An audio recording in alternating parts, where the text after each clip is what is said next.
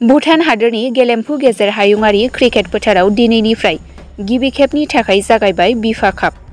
भुटान आरो भारतनि गेजेराव गोजोर लोगोआरि सोमोन्दोखौ गोख्रों खालामनो थाखाय बिफानि बानजायनायजों भुटान हादोरनिनो गेलेमफु इन्टारनेशनेल क्रिकेट ग्राउन्डआव दिनैनिफ्राय गिबि खेबनि थाखाय जागायबाय बिफा काप 2025।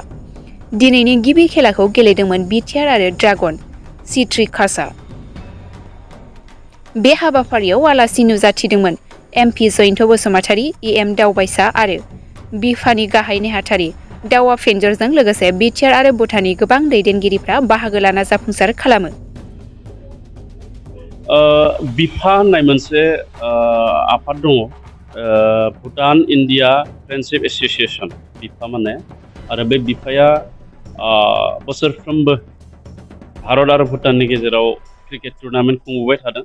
आरो बे हिसाबै जोङो देग्लाय बड'लेण्डनिफ्राय इन्डियानि जानानै एबा भारतबर्षनि जानानै जोङो बे बिफायाव जोङो बिटिआरनि मोनसे क्रिकेट गोख्रों हान्जाखौ जोङो बेहाय बाहागो लाहोदों। आरो जोङो बड'लेण्डआ भुटानजों नांजाबना थानाय बा उसुं सेरनि रायजो हिसाबै जोङो भारत आरो भुटाननि गेजेराव जि सोमोन्दो दङ एबा लोगोथिनि जि सोमोन्दो दङ, बे लोगोथिनि सोमोन्दोखौ जोङो बांसिनै खाबु मोनो। आरो नैबे बिफा बे कापनि गेजेरजों जोंनि बिटिआरआवबो जोङो क्रिकेटनि मोनसे जि बारहावा, क्रिकेटनि मोनसे जि जोंनि जागायनाय, बेखौ जों खालामनायनि थाखाय जोङो खाबु मोनदों। जोंनि क्रिकेट गेलेगिरिफ्रा निस्सय बे बिफा कापआव गेलेनानै थुलुंगाखौ मोनगोन।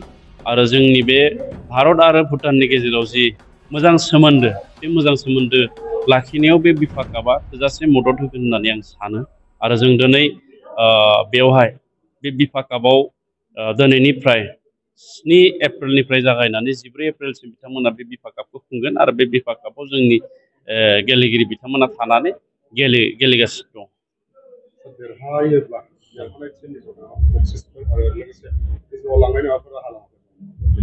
जों बेखौ सावरायगोन।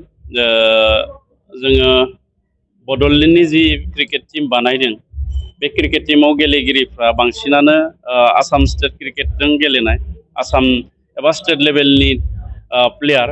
दा बिथांमोनखौ जों सावरायनानै बड'लेण्ड एफसि बायदि, फुटबलाव जेरै बड'लेण्ड एफसि दङ, हयथ' जों क्रिकेटआवबो बड'लेण्ड एफसि, बिदिनो जोङो क्रिकेटनिबो मोनसे टिम जों बानायनो थाखाय सिन्था सरसा खालामनाय जागोन। आरो बेनि थाखायनो जोङो दिनैनि बेहाय बे टिमखौ बानायनानै हरनाय जादों। नंगौ, क्रिकेटनि थाखाय जोंहा दासिमबो बिटिआरआव गंसेबो स्टेडियाम गैया, बेयो थार। आरो बेनि थाखाय आसाम क्रिकेट एस'सिएशना जोंनो लाइजाम दैथायदों अदालगुरि, चिरां आरो क'क्राझाराव क्रिकेट स्टेडियाम बानायनो थाखाय हा नागिरनानै। आरो बेखौ जोङो सावरायगासिनो दङ।